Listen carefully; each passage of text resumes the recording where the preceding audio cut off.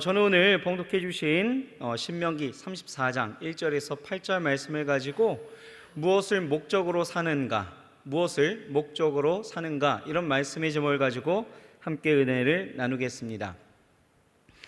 여러분, 정의란 무엇인가 라는 책 아시죠? 네, 정의란 무엇인가 라는 책으로 유명한 이 마이클 샌델 교수가 쓴 이 돈으로 살 수 없는 것들, 이런 책이 있는데요, 한번 읽어봄직합니다. 굉장히 여러분들에게 유익이 될 거라 생각되어지는데요, 돈으로 살 수 없는 것들이란 이 책을 보게 되어지면 텐진 어팔러지 컴퍼니라는 중국 회사에 대한 이야기가 나와요. 이 회사의 이름을 번역하면 텐진 사과 회사이죠. 먹는 사과 아니죠. 그럼 텐진 애플 회사 이렇게 했겠죠. 아무튼 이 회사의 슬로건은 당신 대신에 사과해 드립니다 라는 거예요. 아팔러지, 사과한다라는 거예요. 그러니까 사람이 살다가 사과할 일이 생기게 되어질 때에 이런저런 껄끄러운 상황 가운데에서 직접 사과하기가 어려우게 되어지면 이 회사에 자문을 하고 이 회사에 의뢰하게 되어지죠. 그러면 이 회사는 비용을 받고 사원을 보내어서 그 의뢰인 대신에 사과를 대신해 주는 거예요. 물론 이 회사의 사원들은요, 대학을 졸업한 중년 남녀로서 뛰어난 언변을 갖고 있고 또 풍부한 인생의 경험을 가진 변호사라든지 사회복지사, 교사 등으로 카운셀링 교육을 받는 등 까다로운 자격을 받고 요구되어진 그러한 사람들이 이제 채용되어지고 그렇게 행하게 되어지는데, 이 이야기를 보게 되어졌을 때 아무리 언변이 뛰어나다라고 해서 또 인생의 경험이 많다라고 해서 직원이 대신 가서 사과하는 것, 이게 과연 맞는 것인가 라는 의문이 생기기도 하지만, 이 마이클 샌델 이 사람은요, 우리에게 질문하는 것이 이런 거예요.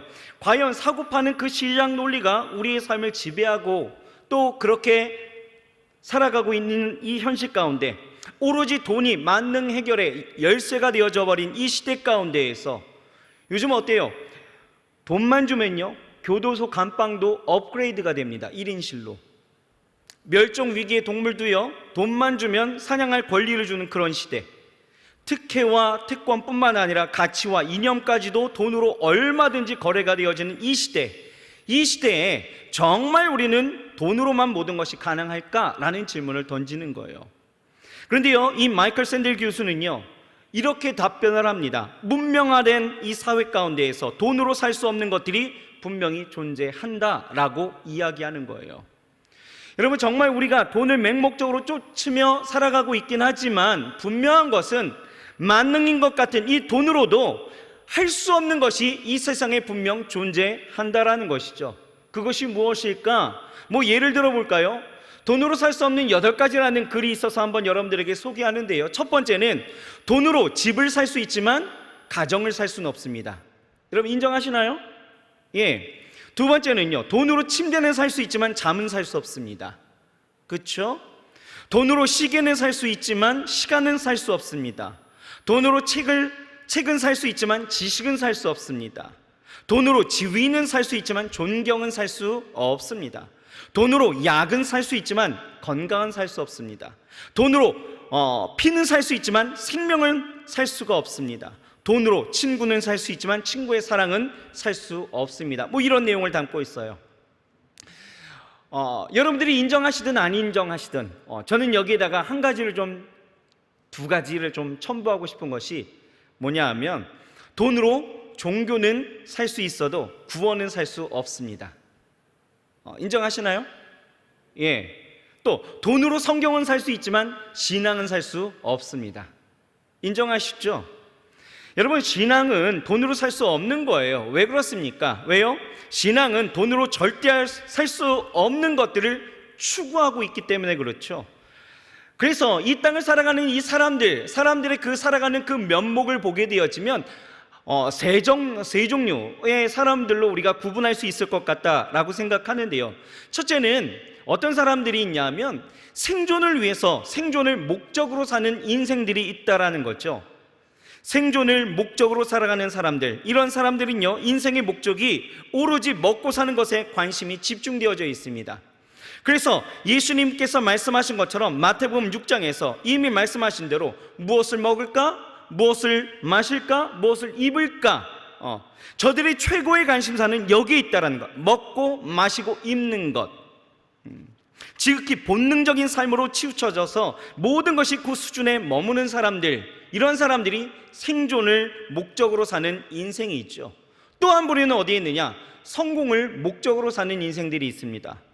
이 부류에 속하는 사람들은요, 생존을 목적으로 하는 인생보다는 자기들이 더 한 단계 업그레이드된 사람들이라고 자부해요.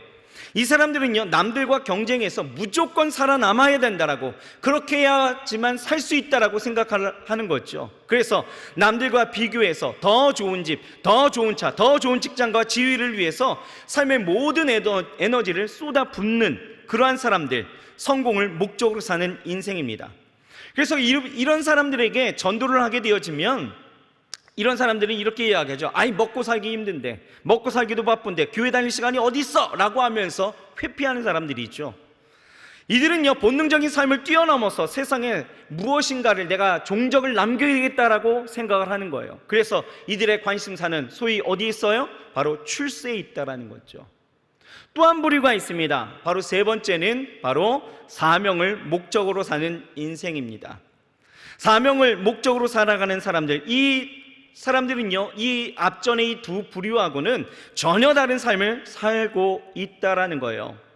모든 이들이 다 그런 것은 아니겠지만 이 사람들 가운데는요, 정말 급박하게 해결해야 될 자신의 생계가 문제인 사람들도 분명히 있어요. 하지만 그들은요, 먹고 사는 문제 때문에 두려워하거나 걱정하지는 않습니다. 오로지 자신에게 주어진 그 사명에 집중하면서 산다라는 거예요. 적어도 삶에서 오는 그 먹고 사는 문제, 출세의 문제로 인해서 걱정하거나 두려워하지 않아요. 그렇다고 해서 사명대로 산다고 한다면 모두가 가난하고 모두가 어렵게 살아가느냐? 그런 건 아니죠.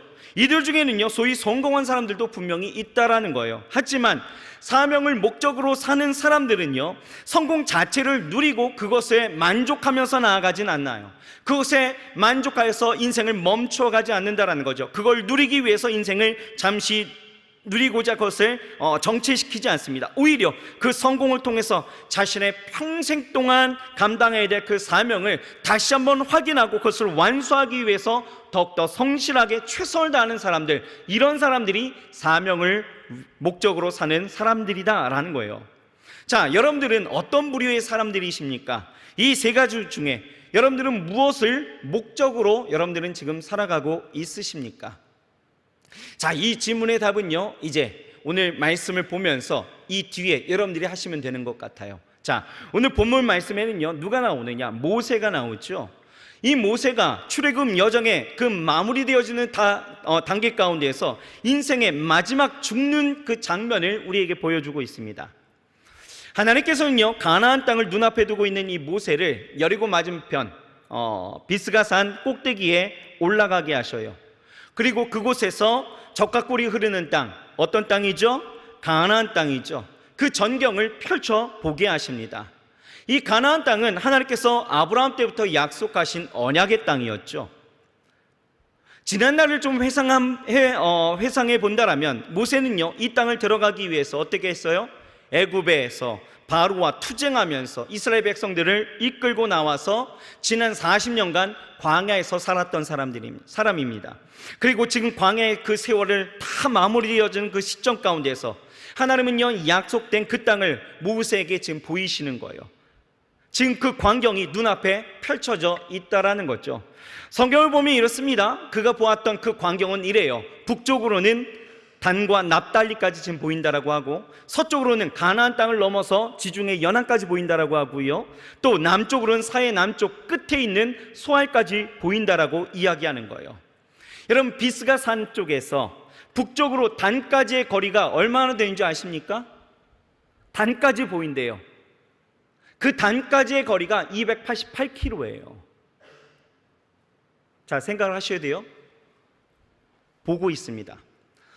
그리고 서쪽 지중해 바다 넘어서까지, 그리고 남쪽으로는 소알까지도 보인다라는 거예요. 상당한 거리를 갖고 있는 그 거리에 하나님께서는 모세에게 보이시고라고 말씀하고 있는데, 이 보이시고, 1절에 보이시고라는 단어는 와야르 예후라고 이야기하는데, 이 와야르 예후라는 것은 유심히 상세히 살펴보다, 이런 뜻을 갖고 있는 거예요. 그러니까 하나님께서 그 비스가산에서 북쪽과 서쪽과 남쪽을 보게 하시는데, 그 거리가 200km나 되어지는 어마어마한 거리임에도 불구하고 그 땅을 상세하게 보게 하셨다라는 거예요. 그런데요, 그 땅을 보고 있었던 이 모세의 가슴은 어땠을까요, 여러분? 여러분들 혹시 여기 가까운 계양산 올라가 보셨나요? 계양산 올라가 보시니까 어때요? 청계산 올라가 보셨나요? 올라가셨어요. 예, 분명히. 어떠십니까? 산에 올라갔을 때 그 광경, 펼쳐진 그 광경을 보게 되어졌을 때 가슴 벅참을 우리는 느낄 수가 있죠. 그런데요, 그냥 단 몇백 미터가 아니에요. 수백 킬로의 그 광경을 하나님이 약속하신 그 땅, 그 땅의 그 경계 끝까지 상세히 보게 하셨다라는 거예요. 자, 모세의 마음은 어땠을까요? 기다리던 40년의 세월을 다 마치고 이제 들어가는 그 순간에 그 땅을 보게 하셨는데, 그 땅의 광경을 보게 되어졌을 때 이 모세의 마음은요, 굉장히 벅찬 감동이었을 것입니다. 말할 수 없는 형용함이 그 안에 넘쳐났겠죠. 그런데요, 그 땅을 바라보고 있는 이 모세에게 하나님이 지금 뭐라고 하시느냐? 자, 4절 말씀 우리 같이 한번 읽어보겠습니다. 시작. 그에게 이르시되 이는 내가 아브라함과 이삭과 야곱에게 맹세하여 그 후손에게 주리라 한 땅에서 내가 내 눈으로 보게 하였거니와 너는 그리로 건너가지 못하리라 하시매. 자, 하나님께서 약속의 땅 이 가나안을 눈앞에 두고 있는 이 모세에게 너무나 어이없는 말씀을 하시는 거예요. 인생의 마지막이다 라고 말씀하시면서 뭐라고 이야기했어요? 너는 가나안 땅을 보긴 보되 뭐예요? 들어갈 수는 없다 라고 말씀하시는 거예요. 물론 하나님께서 그 이유에 대해서 신명기 32장 50절 51절을 보면 이렇게 말씀하셔요. 내 형 아론이 호르산에서 죽어 그 조상에게로 돌아간 것 같이 너도 올라가는 이 산에서 죽어 너의 조상으로 돌아가리니 이는 너희가 신광야 가데스 무리바 물가에서 이스라엘 자손 중 내게 범죄하여 나의 거룩함을 이스라엘 자손 중에 나타내지 아니한 연고라 라고 말씀하고 있는 거예요. 그러니까 뭐예요? 지금 너가 들어가지 못한 이유는 뭐예요? 무리바 그 물가 가운데에서 하나님이 땅을 치라 했는데 성질나서 그냥 빵빵빵 쳤다가 그것이 하나님의 영광을 드러내지 못한 그 범죄함을 통하여서 너는 이 땅을 들어가지 못할 거야 라고 말씀하시는 거죠. 여러분, 근데 생각해 보세요. 아무리 모세가 범죄했다 할지라도 모세의 입장에서 생각해 보면 이것은 정말 억울할 수밖에 없는 일 아니겠습니까? 그렇죠? 여러분, 한두 해가 아니었잖아요. 무려 40년입니다. 40년 동안 온갖 고생을 하면서 지냈다라는 거예요. 모세를 향하여서 틈만 나면 불평하고 원망하던 그 이스라엘 백성들 때문에 얼마나 애간적 녹이는 그 세월을 살았습니까? 그렇게 40년의 광야의 생활을 보냈다라는 거예요. 하나님께서 이런 모세의 수고를 생각하시면 모세가 정말 실수한 그 자그마한 부분, 그 단 한 번 눈 감아 주실 수 있진 않으셨을까요? 실수보다 그 수고가 더 크기에 그것을 인정하면서 그 수고에 대한 보답으로 실수는 좀 잠시 덮어주시면 안 되었을까요? 그것이 안 된다라고 한다면 적어도 꿈에 그리던 그 가나안 땅이었기 때문에 그 땅 그냥 언저리라도 밟아보게 하시고 그 생명을 거두어 가시면 안 됐을까요? 그러면 좀 덜 섭섭하지 않았을까 생각하는 거죠. 하지만 야속하게도요, 하나님은 모세에게 가나안 땅을 밟지 못한다라고 단호하게 말씀하시는 거예요. 여러분, 이 말씀에 우리는 쉽게 동의할 수가 없습니다. 우리도 그렇잖아요. 우리 부모님이나 친척 중에서 짧게 살고 가신 분들이나 또 어떤 일들에 애씀과 수고로 공들이고 갖고 오던 것이 한순간에 무너지게 되어진 그 상황에 맞닥뜨리게 되어지면 우리는 얼마든지 이런 아쉬움을 표출해내고 있다라는 것이죠. 하나님 왜 그러셨습니까?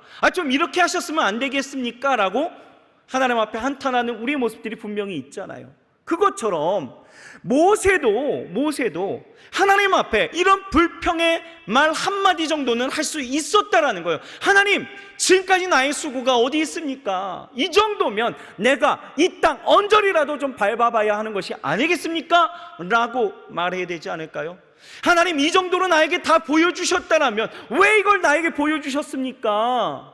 지금 뭐 간 보시는 거예요? 다 보여주셨고 그렇게 벅찬 감동이 내 안에 이렇게 다 샘솟아 오르는데 왜 하나님 그 땅을 못 밟게 하십니까? 라고 불평해 볼만 하다라는 거죠. 그런데요, 우리의 생각과는 달리 모세는요, 오늘 성경 말씀에 보면 그 어디에도 하나님 앞에 한마디의 불평이 없었다라는 거예요.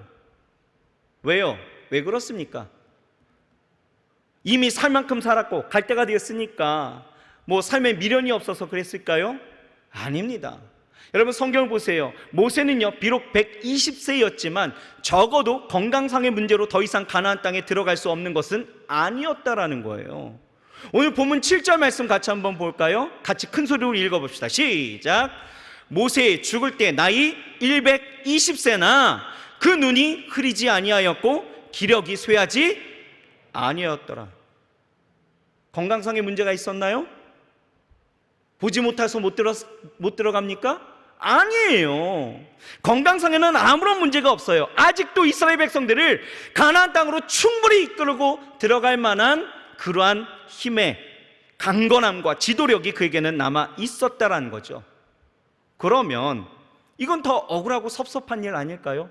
내게 건강도 있는데, 아직 남겨진 기력이 있는데, 아직 갈 만한 벅찬 감동이 있는데, 모세는요, 하나님께 이런저런 이유를 대서 하나님께 얼마든지 따질 수가 있었을 거예요. 그럼에도 불구하고 모세는요, 뭐예요? 지금 침묵합니다. 모세는 하나님의 명령을 기꺼이 받아들였다라는 거예요. 결국 모세는요, 비스가 산 꼭대기에서 가나안 땅을 바라본 후에 세상을 떠납니다. 여러분, 모세가 어떻게 이렇게 할 수 있었을까 궁금하지 않습니까? 가나안 땅도 밟지 못하게 하신 하나님 앞에서 침묵하고 오히려 감사하며 자신의 생애를 어떻게 그렇게 마감할 수 있었을까? 우리는요, 그것을 그의 생애 가운데에서 그 이유를 찾아낼 수 있다라는 거예요. 자, 우리는 머리에 있는 이 모세에 대한 지식을 총발휘해서 이제 그 삶을 한번 돌이켜보는 거예요. 자, 출애굽 2장에서 우리는 처음으로 모세를 만나게 되어지죠. 당시 그의 삶은 그야말로 생존을 목적으로 하는 인생이었습니다. 자, 그가 태어났을 때 어땠습니까? 이스라엘 백성들이요, 기하급수적으로 그 애굽 땅에서 인구가 늘어나게 되어지니까 이 애굽 왕 바로가 어떤 정책을 해요? 이스라엘 여인들이 낳은 아들들은 다 죽이라는 거예요. 왜요? 인구 억제 정책이죠. 왜요? 왜 그랬을까요? 혹이라도 다른 나라들이 다 쳐들어오게 되어졌을 때 그들과 합하여서 이 애굽과 싸우게 되어질까 봐 그것이 두려웠던 거예요. 그래서 당시 모세는요, 오로지 살아야만 했다라는 거죠. 생존이 목적이 되었다라는 거예요. 뭐 사실 그것은 자신의 의해서가 아니었지만 부모의 그 의지일 뿐이었겠지만 그래도 그의 삶은 뭐예요? 생존을 목적으로 한 인생으로 시작됐다라는 거죠. 어쨌든 모세는요, 그렇게 시작되어져서 이제 갈대 상자에 담겨져서 나일강에 내려가게 되어질 때 물에서 애굽의 바로의 그 공주의 힘을 빌려서 이제 왕궁의 생활이 시작되어집니다. 이 왕궁에서의 삶은요, 그야말로 성공을 목적으로 하는 인생이었다라는 거예요. 모세는 애굽 왕궁에서 다른 왕자들과의 그 경쟁과 그 경쟁에서 살아남아서 애굽의 절대 권력을 쥐어야 된다라는 그 목적 가운데 살아가게 되어지죠.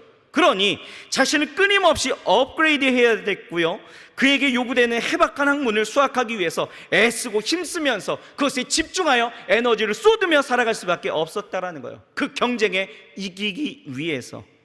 당시 애굽 왕실에서는요, 철자법, 문법, 역사, 산술, 의학, 기하학, 천문학 이런 학문들을 다 총출해서 다 배웠다라고 하는데, 이런 지식을 습득하는 것이 자신의 성공의 수단이었기 때문에 마치 오늘날의 우리들이 자격증을 하나하나 차곡차곡 스펙을 쌓아 나가는 것처럼 무려 40년을 그렇게 성공을 목적으로 살아가면서 그의 인생을 이끌고 나아갔다라는 거예요.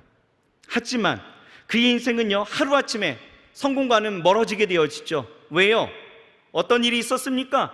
이스라엘 민족을 위한 명분 아래 애굽 사람들이 애굽 사람들을 쳐서 죽인 일이 들통나게 되어지죠. 결국 살인자가 되어져서 광야로 도망치고 맙니다. 그날로부터, 그 일로부터 매일같이 광야에서 이제 양치는 그런 반복되는 그 삶의 일상들이 40년이나 계속되어져요. 방황하게 되어지죠.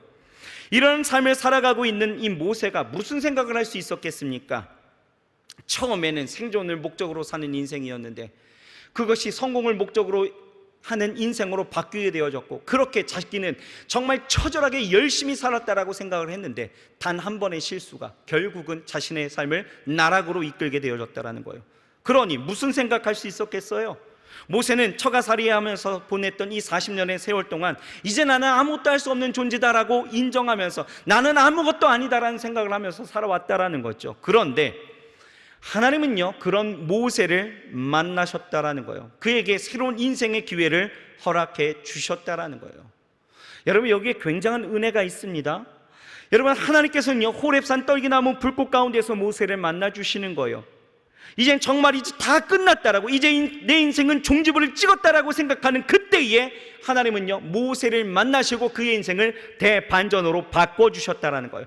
지금까지 살아왔던 그 인생의 질이 완전히 다른, 차원이 다른 인생을 살기 시작했다라는 거죠. 그것이 바로 무슨 인생? 사명을 목적으로 하는 인생으로 탈바꿈되어졌다라는 거예요. 하나님을 만난 순간부터 바뀌었다라는 거예요. 호렙산에서 하나님을 만난 그날, 다 끝난 줄 알았던 자신의 인생이요, 사명이라는 새로운 그 소망 가운데 다시 꽃 피기 시작했고요, 그 안에서 다시 한번 소망을 갖게 되어집니다. 이렇게 사명을 목적으로 사는 인생에 접어든 이 모세는요, 더 이상 그동안 점철되어졌던 그 두려움, 인생에 대한 두려움, 그리고 인생에 대한 그 허무함, 그리고 인생이 가져왔던 모든 그러한 어려움들이 다 떠나갑니다. 그러니 바로왕 앞에 가서도 어때요? 당당하게 하나님의 백성을 내놓으라고 외치게 되어지는 거죠. 하나님의 말씀에 순종하는 것, 절대 주저함이 없었다라는 거예요. 비록 광야에서 이스라엘 백성들의 그 불평과 불만이 늘 있긴 했지만 모세는 이들을 이끌고 가나안 땅까지 가는 것이 자신의 사명임을 알았기 때문에 묵묵히 그 일을 감당하게 되어지는 거예요. 그렇게 보내었던 시절이 40년입니다. 그리고 이젠 그 사명이 다 끝마치게 되어지고 하나님 앞에 나아가게 되어지는 거죠. 하나님은 말씀하십니다. 너의 사명이 여기까지야.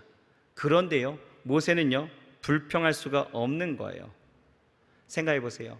비록 가나안 땅에 들어가지 못하는 것이 아쉬움으로 남겠지만 또한 40년의 그 광야의 삶이 때론 힘들고 어려운 적도 많아서 그 안에서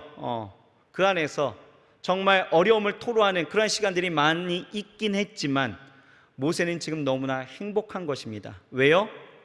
사명을 목적으로 살아왔고 그 사명을 다 완수했다라고 주께서 말씀하셨기 때문에.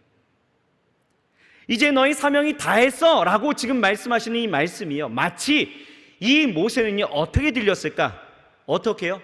모세야, 너 그동안 정말 수고 많이 했어. 내가 너의 수고를 알고 너의 사명을, 그 사명을 완수함에 나는 너무나 기쁘단다 라고 하시는 것 같이 들려지니까 그 앞에서 하나님이 너는 들어갈 수 없다라는 그 말씀 앞에서도 그는 전혀 서운함과 아쉬움이 없었다라는 거예요. 그 사명을 내가 다 완수했기 때문에. 여러분, 그렇습니다. 우리가 하나님 앞에서 사명대로 사는 인생으로 바뀌어야 하고 그렇게 살아가야 되는 거예요. 여러분, 유한 웨슬레와 요나단 에드워드와 함께 18세기에 영적 대각성운동을 일으킨 조지 위필드라는 분이 계신데요, 이 목사님은요, 육성으로 3만 명가량의 군중들에게 설교할 정도로 매우 탁월함이 있었던 그런 설교가였습니다.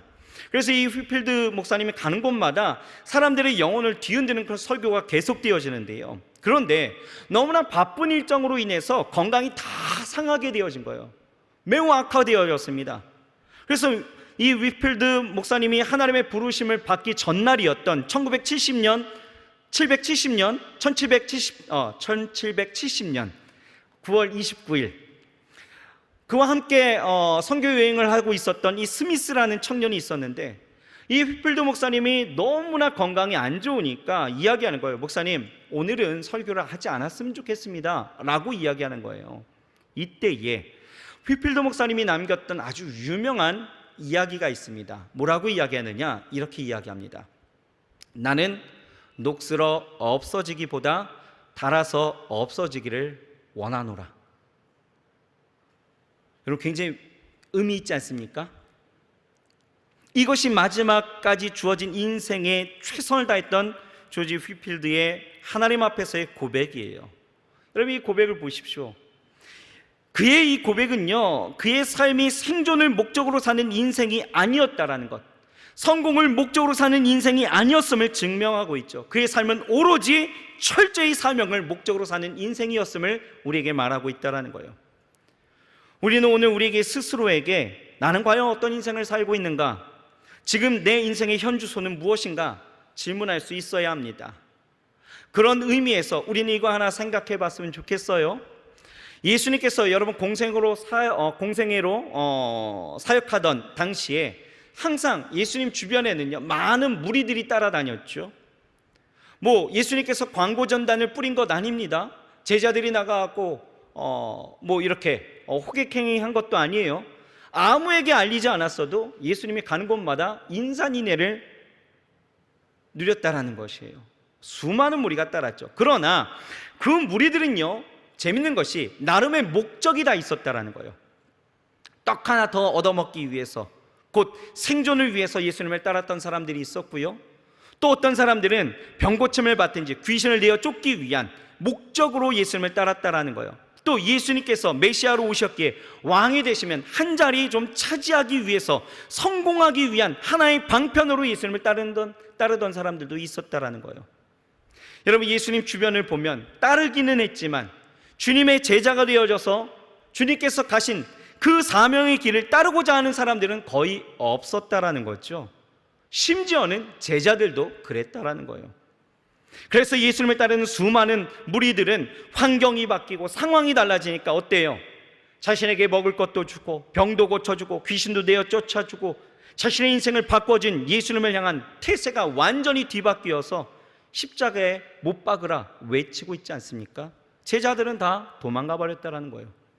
그런데요, 지금 그렇습니다. 오늘날에도 수많은 무리가 예수님을 따르고 있어요. 그런데 예수님 당시에 예수님을 따랐던 무리들과 별반 다른 것이 없는 것을 우리는 인정하고 있습니다. 많은 사람들이 생존을 두고 예수님을 따르고 있어요. 성공을 목적을 두고 예수님을 따르는 모습들이 있습니다. 여러분들의 구함을 한번 보세요. 어떠십니까? 무엇을 구하고 어떤 기도의 제목들이 기도의 비중을 차지하고 있는지 우리는 그것 보면 거의 아는 거예요. 먹기 위해, 살기 위해, 내 삶의 안위를 위해, 내 삶의 성공을 위해서 기도하고 있다라면, 물론 이런 것들 구하는 것 좋습니다. 구해야 해요. 하지만 이것이 목적이 된 기도라면 우리는 곰곰이 생각해 봐야 한다라는 것이에요. 여러분은 예수님을 어떤 목적으로 따르고 계십니까? 여러분은 그 인생을 지금 무엇을 목적으로 지금 살아가고 있으십니까?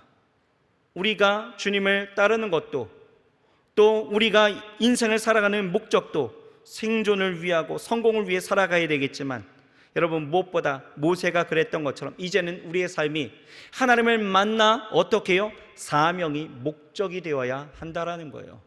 자, 좌우 옆 사람에게 인사하겠습니다. 인사하실 때 이렇게 질문하세요. 예수님 만나셨나요? 라고 한번 질문해 보십시오. 시작. 자, 예수님 만나셨으면 이렇게 질문하시는 거예요. 그렇다면 사명을 목적으로 살고 계십니까? 라고 한번 질문해 보십시오. 사명을 목적으로 살고 계십니까? 여러분, 우리는 내가 예수 그리스도를 만났고 모세가 하나님을 만나고 그 인생이 바뀌었던 것처럼 우리가 하나님 안에서의 삶이라면 우리의 인생의 목적은 너 나 할 것 없이 우리 모두는 어떻게 살아가야 돼요? 사명이 목적이 되어져 살아갈 수 있어야 된다라는 거예요. 그렇게 살기를 주의 이름으로 축원합니다. 축원합니다. 자, 그렇다면 나의 사명은 무엇일까? 여러분, 자신의 사명이 무엇인지 우리는 알아야 된다라는 거죠. 사명하면 좀 뭔가 어려운 것 같아요. 그런데요, 사명 쉽게 생각해 봅시다. 사명은요, 지금 내가 무엇에 관심이 있고 마음에 뜨겁게 하는 것이 무엇인지를 보면 알 수가 있습니다. 자, 예를 들어 볼게요. 느헤미야가 있어요. 느헤미야는 할아버지 때 바벨론으로 포로가 되어져 나아갔던 노예 1세대가 있었고, 또 아버지가 노예 2세대였고, 그리고 그 아버지에게서 태어나서 노예 3세대로 살아갔던 사람이 느헤미야예요.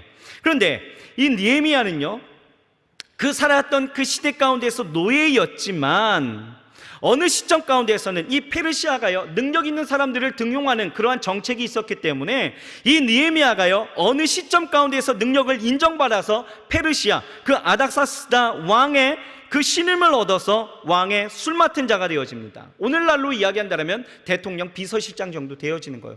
굉장히 출세했죠. 편안하게 살게 되어집니다. 그러던 어느 날에 형제들 가운데 하나인 하나니가 두어 사람과 함께 유다에서 자기에게 이르러요.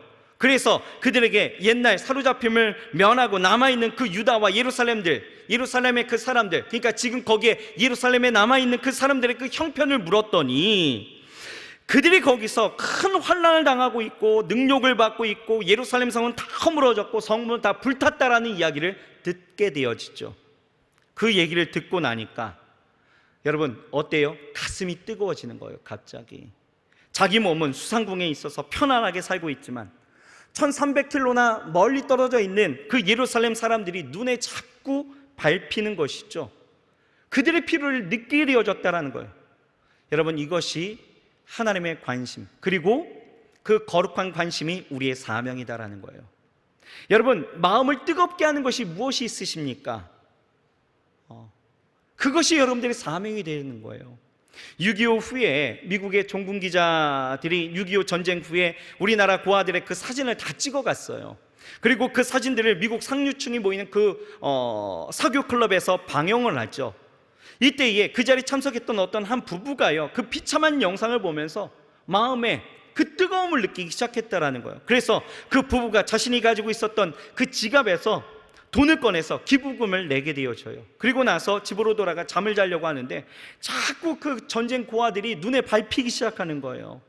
며칠이 지나도 이 부부는요, 그 아이들의 울음소리가 들릴 뿐 막 그 어려웠던 그 아이들의 그 모습들이 눈에 계속 밟히게 되어지는 거예요. 그래서 어떻게 했을까요? 비행기를 탑니다. 한국으로 왔어요. 그리고 서너 명의 아이들을 데리고 가서 정성껏 돌보게 되어지죠. 여러분, 얼마나 훌륭한 분들이에요, 그렇죠? 그런데도 하나님 앞에 기도하고 하나님 앞에 설 때마다 이상하게 자꾸 그 한국의 그 전쟁 고아들이 눈에 밟히는 거예요. 그래서 어떻게 했습니까? 이 부부가 다시 또 비행기를 타고 한국으로 옵니다. 이번에는 수십 명의 아이들을 입양하는 거예요. 하지만 미국 땅에서 이 부부가 잘 먹고 잘 살고 잘 입는 것이 자꾸 한국 고아들에게는 미안하고 굉장히 그 아이들이 눈에 계속 밟히는 거예요. 그래서 이번에 어떻게 했을까요? 급기야는 자신의 전 재산을 다 팔아서 복지재단을 조성하게 되어집니다. 그래서 그 아이들을 입양해서 키우기 시작했죠. 그것이 홀트 아동복지센터의 시작이었던 거예요. 그 부부가 뭐 하나님으로부터 무슨 음성을 들은 것이 아니었죠. 그냥 그 마음속에 소원이 불일 듯 일어났다라는 거예요. 밟히고 마음이 뜨거워졌던 거죠. 내 몸은 편한데 내 마음이 자꾸 쏠려요. 여러분, 이거 뭐예요? 거룩한 관심이에요. 그것이 사명입니다. 그것이 사명인데 빌립보서 2장 13절 이렇게 나와 있는 거예요. 같이 한번 읽읍시다. 시작. 너희 안에서 행하시는 이는 하나님이시니 자기의 기쁘신 뜻을 위하여 너희에게 소원을 두고 행하게 하시나니. 하나님이 어떤 방식으로 우리에게 사명을 깨닫게 하셔요? 어떻게 해요? 성령이 우리 안에 소원을 주신다라는 거예요. 자꾸 눈에 밟히는 거죠. 여러분, 또 하나가 있습니다. 사명은요, 하나님이 나를 통해서 이루고자 하시는 일들이 사명이에요. 그래서 그 사명은요, 때로는 내게 주신 축복으로 알 수 있다는 거죠. 사명은 다른 사람보다 하나 더 받은 축복이 사명이 되어집니다. 자, 느헤미야, 좀 아까 우리 느헤미야 봤는데 느헤미야 1장 11절을 보면 이런 말씀이 있어요. 같이 한번 읽어봅시다. 시작. 주여 구하오니 귀를 기울이사 종의 기도와 주의 이름을 경외하기를 기뻐하는 종들의 기도를 들으시고 오늘 종이 형통하여 이 사람 앞에서 은혜를 입게 하옵소서 하였나니 그때에 내가 왕의 술관원이 되었느니라 라고 말씀하고 있죠. 자, 느헤미야가 아닥사스다 왕의 술관원, 즉 대통령 비서실장 정도의 그 지위를 하나님이 주신 이유, 다른 사람보다도 더 하나 더 가지고 있는 그 축복받은 그 이유가 있다라는 거죠. 뭐예요? 그것을 통해서 하나님의 일들을 이루기 위함이다라는 것을 그는 알았다라는 거예요. 그것이 사명입니다. 그만한 지위를 주시고 그만한 재력을 주시고 그만한 힘을 주시고 그만한 능력을 주신 이유는 다 뭐예요? 그것이 나의 사명이다라는 거예요. 여러분, 내가 다른 사람들보다도 하나 더 받은 게 있다라고 생각하십니까? 그 축복이 여러분 뭐라고요? 사명이다라는 거예요. 내가 다니고 있는 직장, 이것이 사명입니다. 여러분, 내가 다니고 있는 학교, 학원, 만나고 있는 사람들, 물질의 넉넉함, 건강, 이 모든 것이 남보다 더 하나 더 가졌다라고 내가 인식되어지면 그것이 사명이 되어서 하나님께서 그것을 통해서 나를 어떻게 이루실지, 나의 삶을 어떻게 이루실지를 기도하면 분명 우리는 나의 사명을 깨달을 수가 있다라는 거예요. 여러분, 이것을 깨닫고 사명대로, 사명을 목적으로 살아갈 수 있는 저와 여러분들이 되어지길 주의 이름으로 축복합니다. 여러분들이 지금 다니고 있는 직장, 여러분 불평만 하지 마시고요. 상사가 너무 어렵게 해요. 여러분 그거 불평만 하지 마시고 그곳에서 나를 향한 하나님의 뜻이 무엇인가 생각해 보시라는 거예요. 지금 학교 다니고 있는데 전공이 안 맞아요? 너무 힘들어요? 못 다니겠어요? 지치십니까? 여러분 그거 불평만 하지 마시고요, 하나님이 왜 나를 이곳에 합격시키셨는지를 생각해 보시라는 거예요. 여러분 사람들을 만나고 있습니까? 여러분 친구 없는 사람들이 얼마나 많은데요 요즘. 홀로, 그렇죠? 그런데 친구가 있다라는 거, 왜 하나님이 이 사람을 나에게 붙이셨을까 생각해 보시라는 거예요. 그것이 나의 사명이다라는 거예요. 사명. 여러분 사명대로 살아갈 수 있는 저와 여러분들이 되어야 할 줄 믿습니다. 아멘이십니까? 그런데 하나 더, 하나님께서 하나님의 백성들 각자에게 주신 이런 사명들이 다 누구나 있습니다. 각자에게는 다 사명이 있는 거예요. 그렇죠? 하나 더 받은 축복이 있기 때문에. 그런데요, 하나님은요 이렇게 각자의 사명도 주시지만 공통의 사명도 주셨다라는 거죠. 그것이 바로 무엇입니까? 복음 전파의 사명이다라는 거예요. 예수님께서 마가복음 16장 15절에 이렇게 말씀하고 있죠. 너희는 온 천하에 다니며 만민에게 복음을 전파하라 라고 말씀하고 있습니다. 마태복음 28장 19절에서 20절에 뭐라고 말씀하셔요? 그러므로 너희는 가서 모든 민족을 제자로 삼아 아버지와 아들과 성령의 이름으로 세례를 베풀고 내가 너희에게 분부한 모든 것을 가르쳐 지키게 하라. 볼지어다 내가 세상 끝날까지 너희와 항상 함께 있으리라 하시니라. 여러분 복음 전파의 사명, 이 사명은요 목사에게, 전도자들에게, 선교사들에게, 어떤 특정한 사람들에게 주어진 것이 아니에요. 예수 그리스도를 믿는 모든 자들에게 주어진 사명입니다. 공통에 대한 사명이 있죠. 이것은 주님께서 우리에게 부탁하신 말 아니에요. 여러분 오해하지 마십시오. 이것은 명령입니다.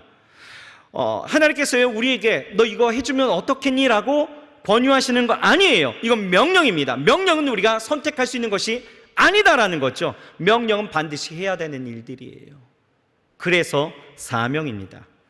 주님께서 우리에게 복음 전파의 사명을 주셨음에도 불구하고 이 사명의식 없이 살아갈 때가 우리는 너무나 많이 있죠. 특히 여러분 이 코로나 팬데믹 이 시절을 우리가 겪고 난 이후에 여러분 전도한다라는 거 쉽지 않죠. 모이는 거 꺼려하고, 그 다음에 교회에 대해서 편협한 생각 가운데 어려움을 갖고 있는 사람들 얼마나 많이 있습니까? 이런 현실 가운데서 우리가 전도하는 것 어렵다라고 인식하니 우리 스스로도 어떻게 해요? 이건 힘든 일이야, 난 할 수가 없어 라고 생각하는 분들 너무나 많이 있다라는 거예요. 하지만 우리가 분명히 기억해야 되는 것은 성경은요 뭐라고 말씀하십니까? 때를 얻든지 못 얻든지 주의 복음을 전하라 라고 말씀하시는 거예요. 그리고 하나님께서는 그 책임에 대해서 우리에게 물으신다라고 말씀하고 있어요. 여러분 에스겔서 3장 18절 이렇게 말씀하고 있어요. 여러분들에게 좀 쉽게 이해하기 위해서 쉬운 성경 버전으로 좀 여러분들에게 해석해 왔습니다. 같이 한번 읽어봅시다. 시작. 내가 악한 사람을 향하여 너는 반드시 죽을 것이다 라고 말하면 너는 그대로 그에게 경고해야 한다. 만일 그렇게 하지 않으면 그 악한 사람은 자기의 죄 때문에 죽겠지만 나는 그 사람이 죽는 것에 대한 책임을 너에게 물을 것이다. 누구에게요? 우리에게. 여러분 이 말씀을 보면 우리가 전해야 되는 것이 사명임을 우리에게 분명히 말씀하고 있는 것이죠. 여러분 우리가 전도함에 있어서 이런 생각을 반드시 해야 합니다. 어떤 생각이냐면 내가 저 사람에게는 유일한 복음을 전할 수 있는 사람이다. 이 생각 가지고 여러분 사명을 감당하시면 되는 거예요. 내가 저 사람에게는 유일하게 복음을 전할 수 있는 사람이다. 이 생각 가지면 여러분 사랑하는 이에게, 여러분 주변에, 여러분 많은 이들에게 안 할 수가 없는 거죠. 여러분 이제 6월 첫째 주부터 이제 다음 주부터 우리가 3주간 우리는 전도잔치를 이제 펼치게 되어져요. 우리 대학청년대교구에서는 127명을 지금 목표로 해서 함께 기도하고 있고 전도하겠나라고 여러분들이 다짐하면서 결단하고 작정서를 작성하셨죠. 여러분 위해서 기도하십시오. 저들을 위해서 그 사명을 감당하십시오. 여러분 전도하기 쉽지 않은 시대이지만 그럼에도 끊임없이 복음을 전하고 영혼을 구원하는 일은 우리의 사명이 있기에 여러분 그 사명 우리가 반드시 감당할 수 있어야 된다라는 거예요. 자, 말씀을 마무리할게요. 여러분 이 시대 가운데에서 여러분 우리는 어떻게 살아가야 되냐라는 것에 대한 질문을 수없이 던지고 그 수없이 던진 그 질문에 우리는 답하면서 살아가고 있습니다. 많은 이들은 행복을 위해서, 어떤 이들은 성공을 위해서, 어떤 이들은 나의 삶의 어떤 커리어를 위해서, 어떤 사람들은 내 삶 가운데서 뭐 더 복된 일들을 위해서 많은 이유와 많은 목적을 갖고 살아가고 있지만 여러분 어떤 이들은 생존을 위해서, 어떤 이들은 성공을 위해서 그렇게 살아가고 있지만 정말 중요한 것은 내가 정말 예수 그리스도를 만나고 하나님 안에서 살아가고 있다라면 우리는 이제 더 이상 생존과 성공을 위한 삶이 아니라 하나 더 뭐예요? 사명을 위한 삶으로 바뀌어야 합니다. 아직까지 내가 예수 그리스도를 믿노라 하면서도 생존을 위해서 살아가고 있고 내가 예수 그리스도를 아노라 하면서도 내가 성공을 위해서 살아가고 있다라면 여러분 오늘 이 시간에 바뀌어야 해요. 바뀌어야 합니다. 각자에게 주신 사명이 있어요. 그 사명을 감당하면서 살아가시고요. 또 우리 모두에게 주신 영혼 구원에 대한 그 사명을 우리는 감당하면서 살아가게 되어진다라면 하나님은 반드시 그 사명 따라 살아가는 그 인생, 그 모세가 그 인생의 마지막에 그 비스가 산에서 모든 하나님이 허락하여 주셨던 그 땅을 바라보며 벅찬 감동을 누리고 그것에 감사하면서 나아갈 수 있었던 것처럼 우리가 살아가는 그 삶 속에서 반드시 하나님이 행하시는 일들을 통하여 우리는 감사하고 기뻐하면서 나아가게 되어질 줄 믿습니다. 우리 사랑하는 청년들 그리고 우리 성도님들 사명 따라 살아갑시다. 할렐루야. 기도하시겠습니다. 하나님, 이 땅을 살아갈 때에 우리는 무엇을 목적으로 살아가고 있는지 오늘 살피시게 하옵소서. 지금까지 생존을 목적으로 또 성공을 위한 그 목적으로 살아가고 있었다라면 오늘 이 시간 사명이 무엇인지 깨닫게 하시고 그 사명 따라 살아갈 수 있도록 그 명령 앞에 우리가 순종하며 나아가게도 하여 주옵소서. 모세가 비스가 산 그 꼭대기에서 하나님이 보여주신 그 가나안 땅, 성취되어질 그 땅을 바라보며 벅찬 감동 가운데 나아가고 그리고 그 마지막에 감사하며 그 생을 마감할 수 있었던 것처럼 하나님 우리의 인생 정말 지금은 젊지만 하나님 그 인생 거두어 가시는 그날에 하나님의 그 사명 따라 살아왔던 그 삶이 너무나 벅차고 감동된 순간이 되어져 하나님 앞에 감사와 찬송을 돌릴 수 있는 그렇게 사명 따라 살아가는 그러한 삶이 될 수 있도록 역사하여 주시옵소서. 하나님께서 인정하시고 칭찬하는 인생, 그러한 삶이 우리의 삶이 될 수 있도록 우리 사랑하는 청년들 그리고 성도님들의 마음, 그 삶, 그 마음의 결단을 주께서 주장하여 주시옵소서. 예수님의 이름으로 감사하며 간절히 기도합니다. 아멘.